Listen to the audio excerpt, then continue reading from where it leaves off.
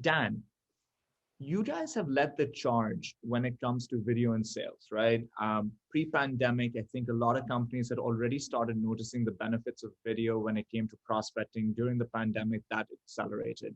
But since then, video has been used in some really interesting ways through the sales process, and even after the sale is done, on the CS side of things. So talk to us a bit about the new and interesting ways people are using video to create more momentum, accelerate sales cycles, influence win rates, etc. Yeah. To your point, I think our marketing has done such a good job of showcasing how video can help prospecting that people just think that's what you use it for. Whiteboard, cheeky video, get attention. Fine. I would say like out of the videos on my team, that's probably 20% of them. And then 80% are the other. And then out of those 80%, it's not even personalized video all the time. It could be micro demos from your SC team. Our CS team uses it a ton, and we're helping SalesLoft implement the same thing where it's all the videos they're constantly getting asked. And it's just like, have a library, quickly say, hey, Assad, here's this video you were asking for, bam. And so then it becomes a playlist with the two videos. So my favorite one last year was ZoomInfo came to us and said, I want to deploy it to the whole team. I was like, okay, well, how many SDRs, BDRs? Thinking that's because that's who was using it today.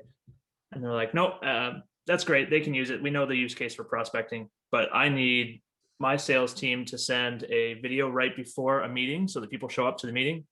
I need them following up with that meeting with a recap video, and I need them sending the proposal in video because sometimes the executives are not showing up to the meeting. And then I need to know if that executive watched that video. So it's like building it in. So you used to go in site, shake their hand at the school board. You knew they were there. Now they're probably not showing up. It's like send them that proposal doc. Then you get a notification. They watch 20%. You're like, well, that deal's not happening.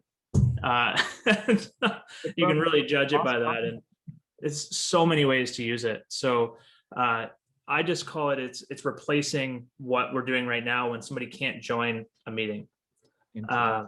The folks at Gong and I are working on actually getting all the video content into Gong as well. So then you can see, okay, there's an email, then the customer replied, then you sent a video and they watched the video, then they joined a Zoom and they engaged in the Zoom really heavily. Like it'll be part of their intelligence of how this deal's going and whether there's a red flag, like they haven't watched any of the videos you sent and you sent 10 of them. Maybe they're not that engaged, similar to how they're not replying to your emails.